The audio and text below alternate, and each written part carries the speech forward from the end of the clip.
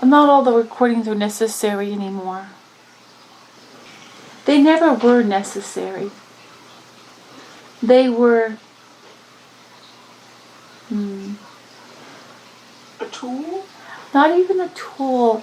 It's like a fun, curious thing to help with the curious ones, to calm them down and let them know things. Okay. But it never really was necessary, because the time weaver touches all souls, all beings, throughout all that exists. She touches everything. So when it comes through her, anything that comes through her touches all. It doesn't have to be heard or seen or smelled or read. It is just already touching it. This was just something that made those who are in the physical, who are not as comfortable with the concept, messages coming this way, to feel a little bit more comfortable. Messages were never, the recordings were never necessary. They were just something to help settle. And for those who are curious and wish to know and understand what is happening on a more personal, physical level of understanding. So it does not matter if someone chooses to or chooses not to listen. They may find something that feels comfortable or interesting, and that is fine. So do not worry if there's something records or it does not record, if the exact right word is said or not said. It does at times help at the momentary anxieties you may feel or experiences, to have them in perspective. Do not worry about that. But what she saw, what she thought, and what she spoke, that message was sent through her to everyone. All the souls have heard it. All the beings have heard it. All the universes, everything, everyone that exists, has ever existed, ever will exist. They have already heard it, felt it, seen it, experienced it.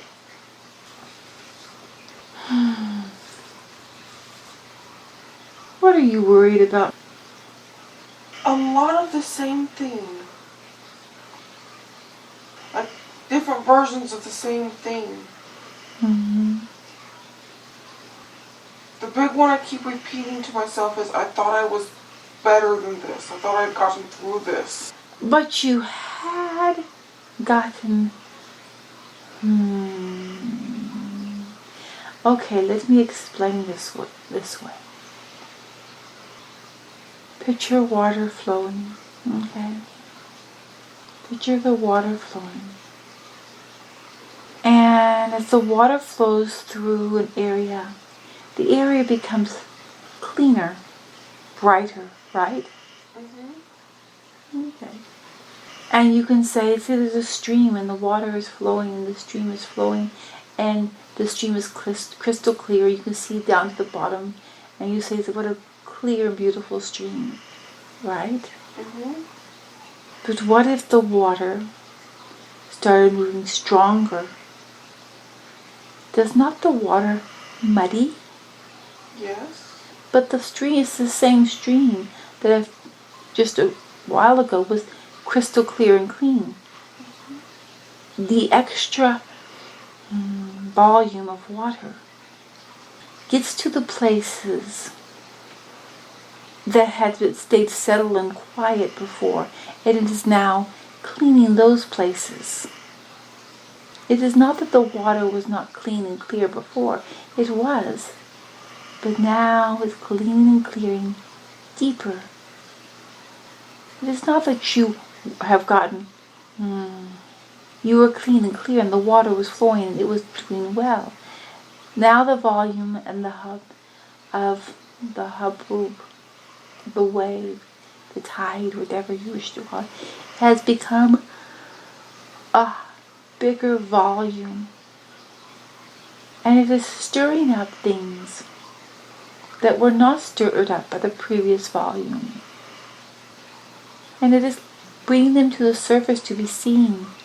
And so it may look cloudy, but it's actually getting cleaner.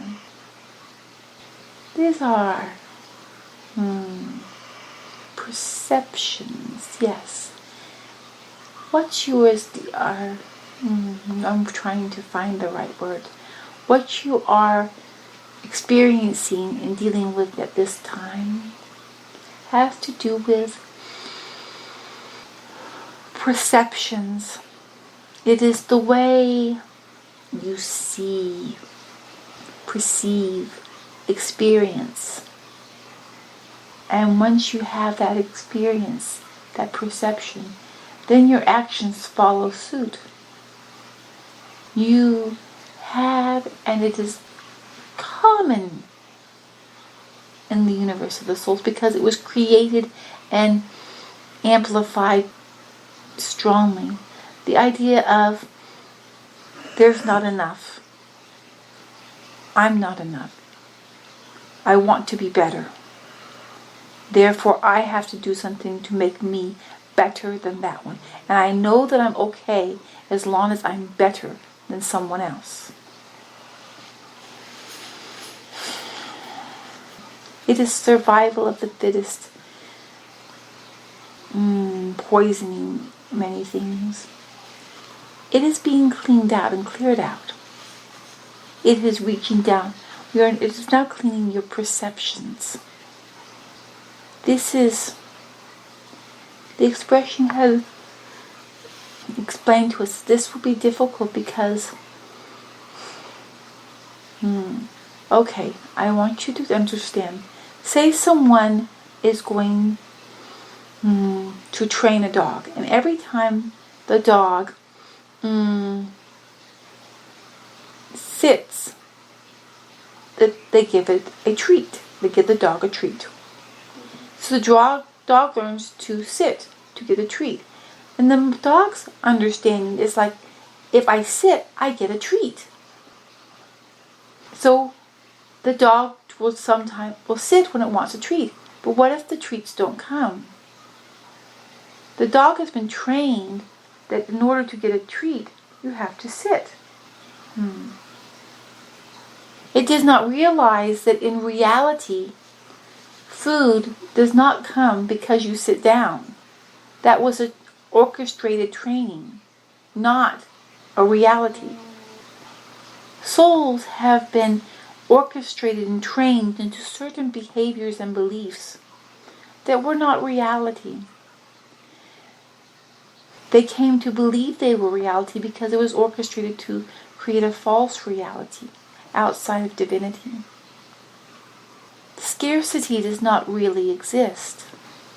It has been orchestrated for the universe of the souls to control them. Those things which have been put in place to control and manipulate and falsely manipulate the souls are being removed so that the souls will be existing in divine reality. But the souls in this process become confused because in the orchestrated training they thought that was reality, and it's not. So as that goes away, they don't understand how things work, how things go together. They don't remember that. But we will be making it as comfortable as possible and to help you to see it. And then when you do see reality, it will be obvious and you'll be like, oh yeah, I remember this. How did they ever train me? And they don't worry about how they trained you. It was tricks and manipulations, and they're gone. They're gone. We're just cleaning up and clearing out the old training. And the training you may still have some quick reactions sometimes to your old training, because it was training. It was a long thing. It will take time to realize what's going on and to be comfortable and not acting according to the training. Just relax, breathe, allow it to just go, and then you will see the reality of it all as it comes in. Do you understand that? I think so. Okay. It's a bit of a mess, Yes.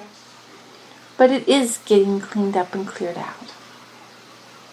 And the expression is doing a good job of helping us to understand the uncomfortableness, the fears, and how the training has affected souls. And when we say training, we're not just talking about in the physical life by physical means. We're talking about the training that has been done to the souls themselves, in the space they were in when they were not in the physical and in the physical. It was pervasive. So we understand that. That is why we have been so tenacious in taking it down, whereas at the same time trying to be as compassionate and doing so in a way that would cause the least amount of panic. What we are saying to you is that you do need to let the ideas of telling yourself stories of how you are the victim and how you need to manipulate and maneuver things to get things that you want. Yes, you do need to let that go, but you don't have to beat yourself up about it. It is good to understand the results, because for those who are have the manipulation training strong, there will be an inclination to behave in a certain manner if they think they can get away with something, if they can maneuver something and adjust it more toward their ends. If you try to do that, you will stop existing. It is good to know that, so that you won't make reasonings as to why it would be okay. But you don't have to figure out all the ins and outs and everything. Just allow the natural divinity to flow in, and the path will be smoother and clearer. What I am saying is that you don't have to know exactly which step and how to do this and how to do that. Those things will be evident. Just quiet down and let yourself flow.